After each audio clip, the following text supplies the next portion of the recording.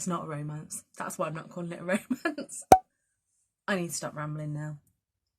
I feel like I may get lynched and thrown off BookTube for giving this a 3-star. Some things were just too convenient. Hello, I'm Charlotte and this is Books and Bargains.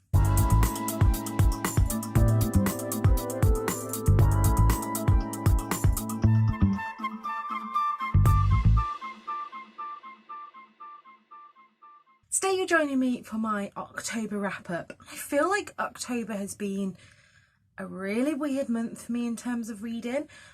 I didn't think I'd finished as many books as I have. I've read 13 and DNF'd 1. However, I have around 8 books on the go at the moment. So I've read a lot more than it feels like. I just haven't finished them. You are joining me today in my cosiest of jumper with a big mug of tea.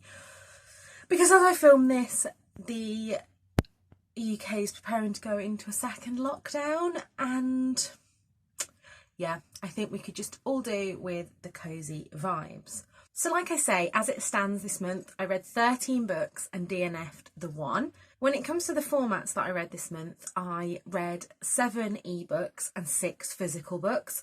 I think it's the first time I've ever read more ebooks than physical books, but that's because I'm trying to get through my NetGalley backlist.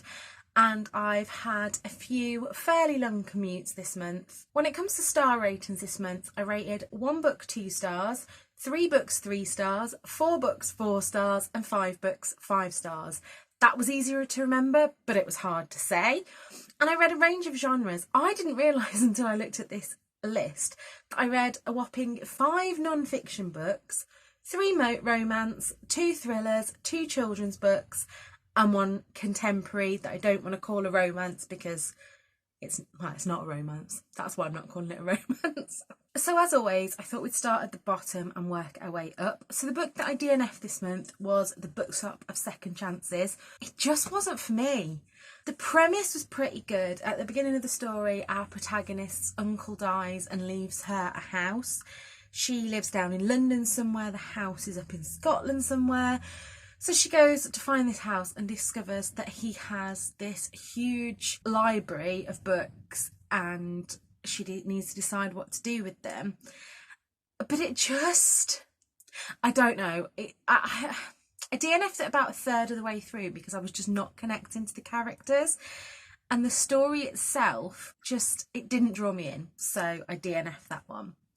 The book that I gave 2 stars to was Cool Sex, and I had really high hopes for this. This is a non-fiction book, and the idea behind it is that it's aimed at younger adults, and it's talking about the things that get left out of kind of their education when it comes to, I mean, I haven't had sex education for how many years? Probably about 17, 18 years now since I sat in a sex education lesson. But sex education at school tended to be more about don't get pregnant, use contraception, and obviously people then turn to pornography and unrealistic things like that to get their education. However, I really had a bit of a sour taste for this book right from the beginning because... So this was sent to me via NetGalley, so I don't know if this has been changed for the final copy, but there was a kind of disclaimer that within the book they were going to use male and female, but they don't mean male and female, and they accept that there is homosexual couples, but everybody has a masculine and a feminine side, so that's why they use it. And it just... From that point on, it just really soured the book for me because it made me feel like the author had written the whole book from a straight perspective and then got to the end and gone, oh shit, I really need to include people that are non-binary or don't have heterosexual couples. I don't know, it just didn't fit right for me. And I think I would have respected it more if it didn't have that one, that like disclaimer. I think if it didn't have that, I'd have still been sat here saying, well, it was very heterosexual, heteronormative view. But yeah, you see what I mean? It was still would have 2-star because I just thought it was a bit useless. It was kind of marketed as being something new and groundbreaking, and I didn't get that vibe at all. So onto the 3 stars for me. I really struggled with 3 stars because think that 3 stars get a bit of a reputation for being a bad rating, whereas to me, 3-star is kind of, it's a good book. I enjoyed it, but it's not something that I'd rave about. And I think I said in my last wrap up, it's the kind of book that if somebody said to me, what did you think of? And it was something that I rated a 3-star, I'd be like, oh yeah, it's a good book. But if somebody said to me, what romances do you recommend? I wouldn't recommend one that I'd put as a 3-star. So the first 3-star book that I've got, and I think I would actually give this 3.5. It's more on the higher end of the 3-star. And this is Sophie Cousins, This Time Next Year. This book, so Quinn and Minnie have both been born on New Year's Eve in the same hospital 1 minute apart. Their lives begin together, but they couldn't be more different. Now, I really enjoyed the romance part of this, and I really enjoyed getting to know the backstories of their parents, and there were quite a few kind of friendship relationships and things that developed throughout this book that I really liked. However, I'm trying to think how to put this without giving spoilers. So there's a few scenarios in this where Quinn and Minnie have either almost met before or have met before, and I think you're supposed to read them and be really like, oh my God, they almost met before. But to me, I don't know whether I'm just a cynical person, but a few of them I was just like, too convenient. That's too convenient. But I really liked both the characters and I really liked their romance, so that's why I gave that a 3-star. The next 3-star book, I feel like I may get lynched and thrown off BookTube for giving this a 3-star, but again, more a 3.5-star. And that's Queenie by Candice Carty-Williams. I read this with Victoria, from what Victoria read. I absolutely love doing buddy reads with her. And I think my main issue with this is that there are a lot of bits in it that I thought Queenie was quite an unlikable character. And even when it came to, like, she kept making really, really bad decisions. And how do I put it?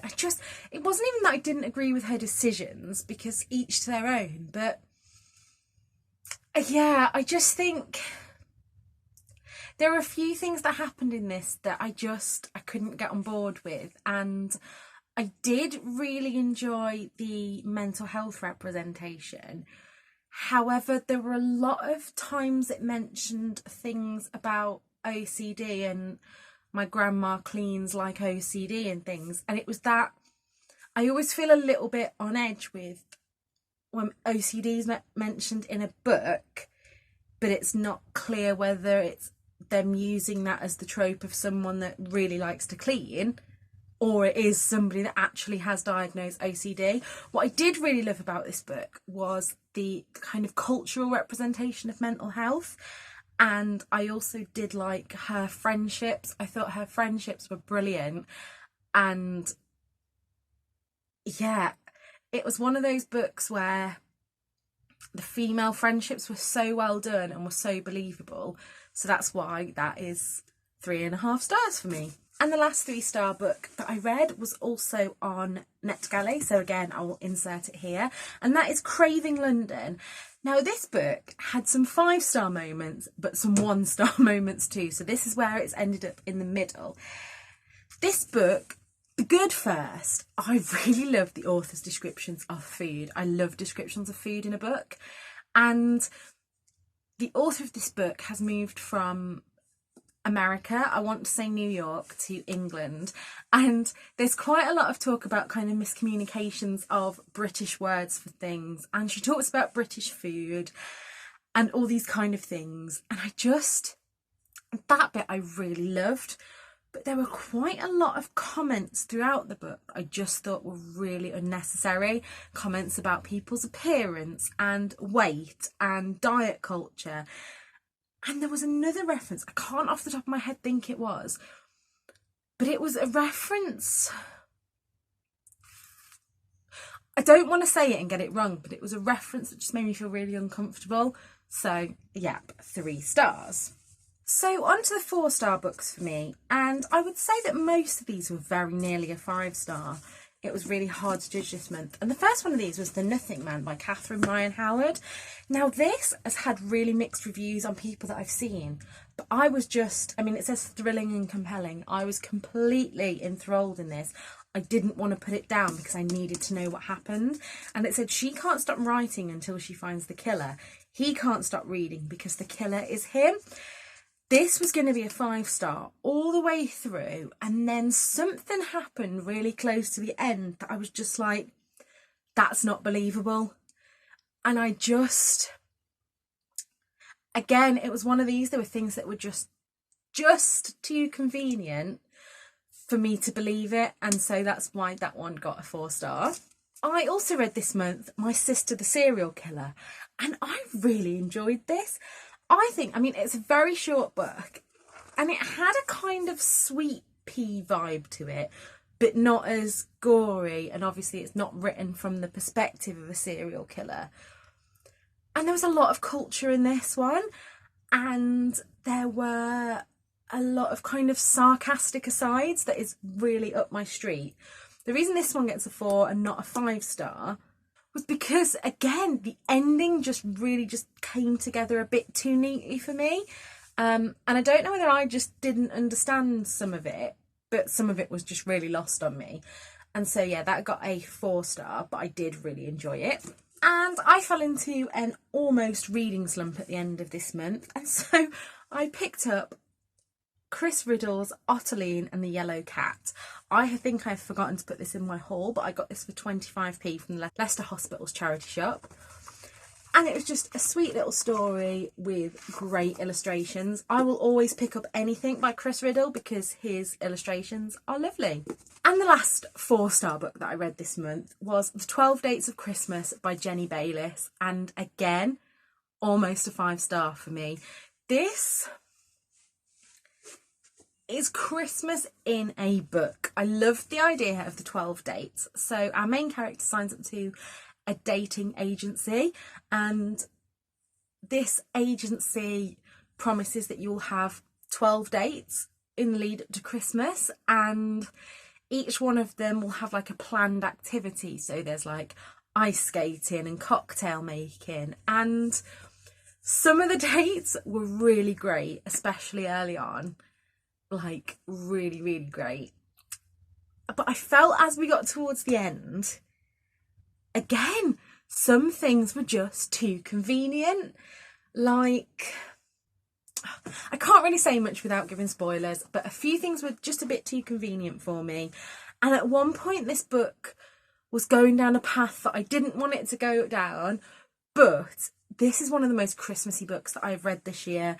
Just all of the descriptions of the dates, and she goes for like hot chocolate, there's caroling, they go for a hike in the snow, and it just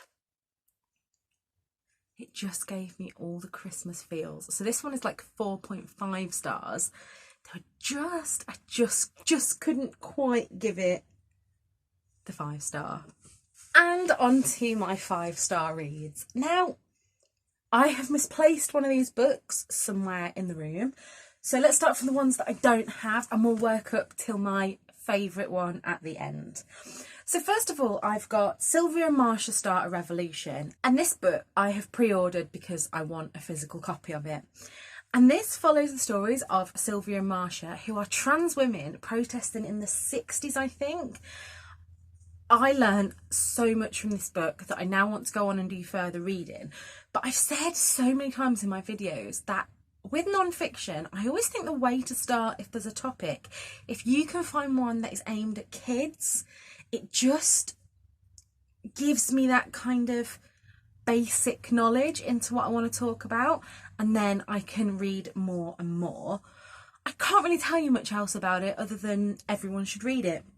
Then I read Fat by Hanny Blank, and this I've already mentioned in my November releases I'm excited for, but this was somewhere between a non-fiction book examining the way that society looks at fat and a kind of lyrical prose from the perspective of a fat woman.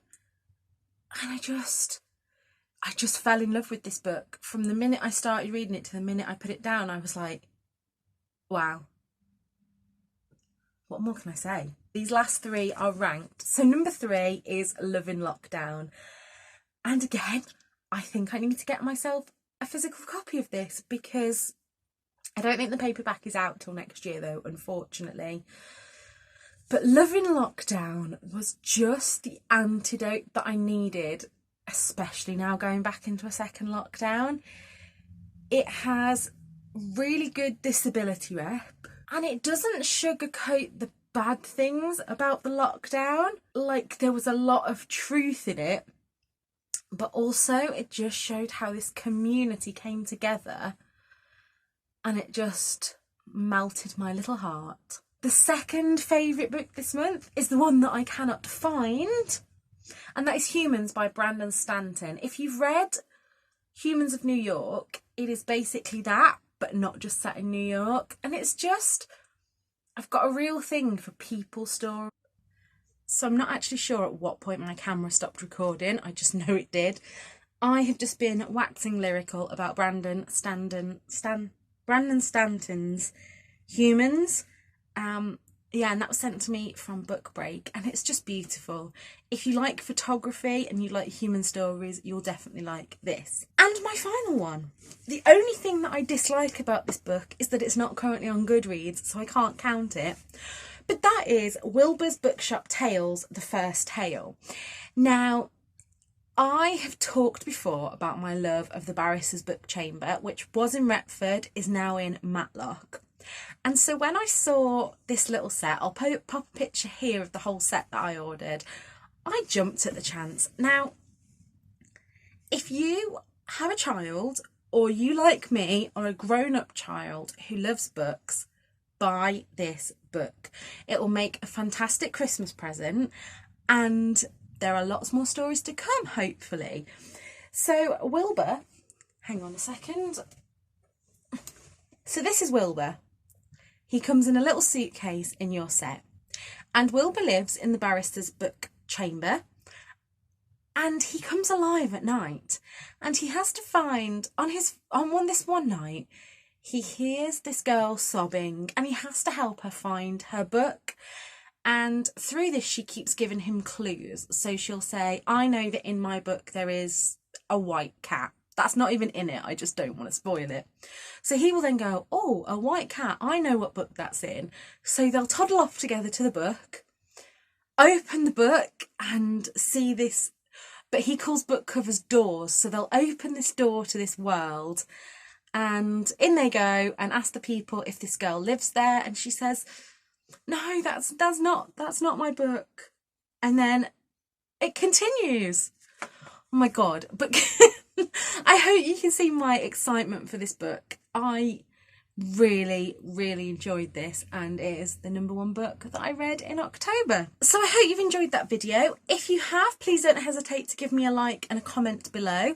What was the best book that you read this month, and have you added any of these to your wish list after hearing me talk? Because I love being an enabler. Until next time, I know that we're going into another month of tough times, and so over on Instagram my DMs are always open. If you just want to chat, if you just want to rant, there's always someone to listen. So until next time, look after yourselves. Bye.